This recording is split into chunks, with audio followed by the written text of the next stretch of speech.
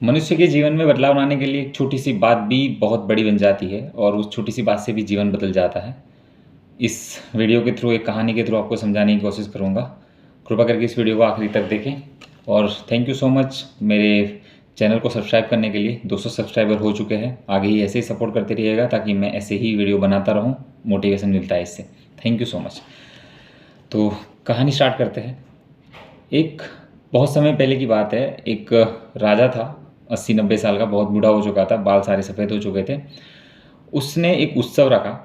उस उत्सव के अंदर उसने अगल बगल के राज्य के राजकुमार राजाओं को आमंत्रित करा, अपने गुरु को आमंत्रित करा, शहर के सभी मंत्रियों को, उसने राज्य के सभी मंत्रियों को आमंत्रित करा और उनके राज्य की सबसे बड़ी नर्तकी को भी उसने आमंत्रित करा, जिससे नृत्य हो और सबका मनोरंजन हो। अब उसने अपने गुरुजी को भी सोने की मोहरें दे रखी थी ताकि वो नर्तकी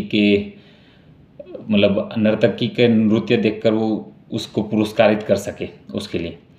अब नृत्य चालू हुआ, रात चली गई, पूरी रात हो गई। ब्रह्म मुहूर्त के समय पे नर्तकी नाच रही थी, लेकिन उसका जो तबला बजाने वाला सो रहा था, मतलब आंखें उसकी पलकें झुकने लग गई।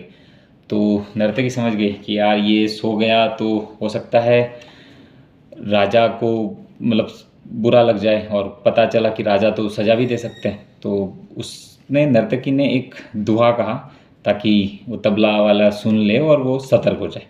उसने कहा कि घड़ी गई थोड़ी रही, याम में पल पल जाए। रात घड़ी चली गई, पूरी बहुत सारी चली गई है, थोड़ी सी रही है, पल पल में चली जा रही है। घड़ी गई थोड़ी रही, याम में पल पल जाए, एक पलक के कारण यूं ना कलंक लगाए। जैसे ये दोहा सुना, गुरुजी ने अपने पास रखी सोने की सारी मुहरें दे दी। यही दुआ सुन के राजकुमार ने अपने सोने का मुकुट उस नर्तकी को दे दिया। यही दुआ सुन के राजकुमारी ने अपना 9 लाख का हार भी नर्तकी को दे दिया। राजा ने ये सब देख के बहुत अचंभित हो गया और वो खड़ा होकर बोला कि तू सिर्फ नर्तकी होके पूरी रात नाचा तूने, लेकिन एक छोटे से दोहे से सबको तुमने लूट लिया। तो गुरुजी ने कहा कि ये छोटी सी नर्तकी मत कहे को, ये मेरी गुरु बन चुकी है। इसने अपने दोहे से मुझे बताया है कि मैंने पूरा जीवन जंगलों में तप करके बिताया और मेरी सारी तपस्या को भंग करके मैं यहाँ एक नर्तकी का नृत्य देखने आ गया। मेरा जीवन बर्बाद हो जाएगा। मैं तो ये चला। वो वहाँ से निकल गया। राजकुमारी ने कहा कि पिताश्री, मेरी उम्र हो चुकी है, मेरा विवाह नहीं कर रहे आप आंख बंद करके बैठे हो। मैं आज रात को ही आपके महावत के, हाथी के जो महावत होते हैं, उसके साथ भाग के शादी करने वाली थी और अपना जीवन बर्बाद करने वाली थी। इस दुआ से मुझे समझ में आया कि मैं ऐसा क्यों करूँ, अपने पिता पे कलंक क्यों लगाऊं। हो सकता है मेरा कल ही भी ब्याह शादी हो जाए, इसलिए मैंने अपना 9 लाख का हार इसको दे दिया।